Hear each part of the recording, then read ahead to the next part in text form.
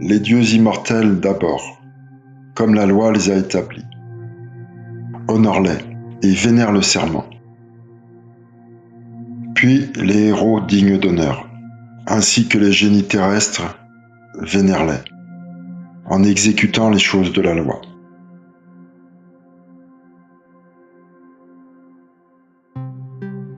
Honore aussi tes parents et ceux qui te sont très proches de parenté. Et parmi les autres, fais ton ami de qui est le meilleur en vertu. Cède aux douces paroles, aux travaux utiles. Et n'aie point de haine pour ton ami à cause d'une faute petite, tant que tu le peux, car le pouvoir habite auprès de la nécessité.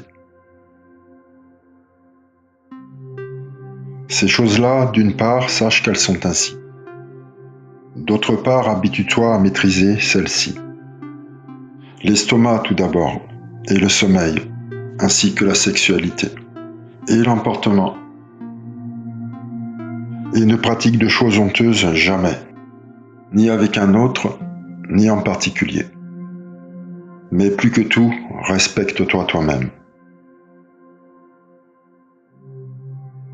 Ensuite, exerce la justice, et en acte, et en parole. Et de te comporter en tout sans réflexion, ne prends point l'habitude. Mais sache que mourir est la destinée de tous. Quant aux richesses, accepte tantôt de les acquérir et tantôt de les perdre. Et tout ce que, de par les divines destinées, les mortels reçoivent de douleur, si tu en as ta part fatale, supporte-la et ne t'en indigne. Mais c'est la guérison qui convient, autant que tu le peux. Et réfléchis de cette manière. C'est qu'aux gens de bien, pas beaucoup de ces choses-là ne donnent la destinée. Devant les hommes, beaucoup de paroles, viles ou vertueuses, tombent. Ne t'en frappe point, ni alors ne permets que tu t'en écartes. Et si quelque mensonge se prononce, montre de la douceur.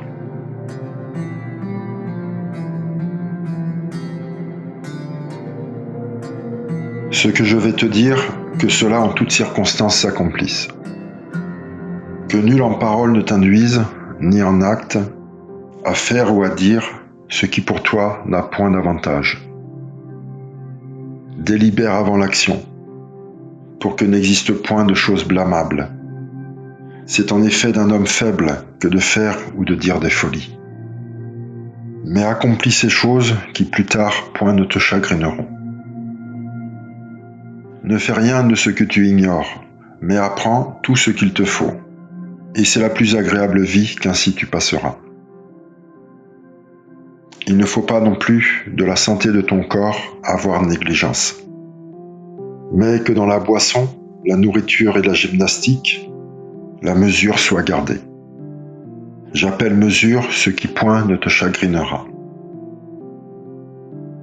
Habitue-toi à mener genre de vie pure, sans mollesse, et garde-toi de faire toutes ces choses qui provoquent l'envie. Ne dépense pas mal à propos, comme celui qui ignore la beauté. Ne sois avare non plus. La mesure en toute chose est excellente. Fais ce qui ne te nuira point, et réfléchis avant d'agir. N'accueille point le sommeil sous la douceur de tes yeux, avant d'avoir examiné chacun de tes actes du jour. En quoi ai-je commis une erreur? Qu'ai-je fait? Que n'ai-je pas fait qu'il me fallait faire? En commençant par le premier point, va jusqu'au bout. Et ensuite, si ce sont des choses honteuses que tu as commises, punis-toi. Mais si tu as bien agi, réjouis-toi. À ces choses donne ta peine et ton application. Il faut que tu les aimes. Elles te placeront sur les traces de la divine vertu. Oui, par celui qui à notre âme a transmis le quaternaire, source de l'éternelle nature.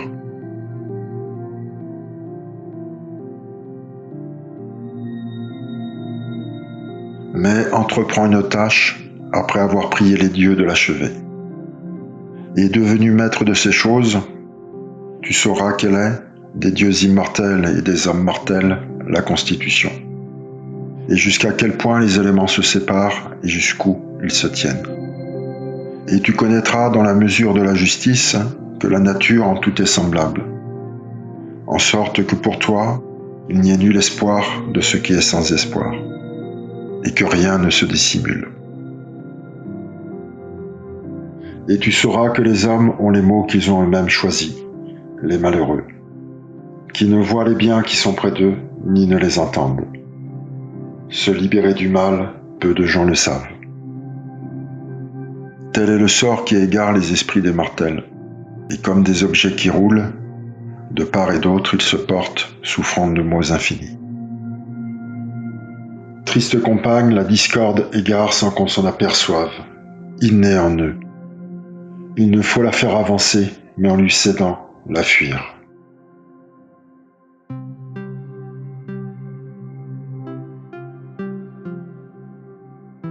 Zeus, notre père, certes de bien des maux, tu délivrerais tous les hommes, si à tous tu montrais de quelle déité ils se servent. Mais toi, prends courage, puisqu'ils sont de race divine, les mortels, à qui la nature sacrée présente la révélation de toutes choses. Si tu y prends part, tu triompheras de ce que je t'ordonne. Et après avoir guéri ton âme, tu la sauveras de ses peines. Mais abstiens-toi des aliments dont nous avons parlé. Et dans les purifications, comme dans la libération de l'âme, décide et réfléchis sur chaque chose. Après avoir établi comme conducteur le sens qui vient d'en haut, plein d'excellence.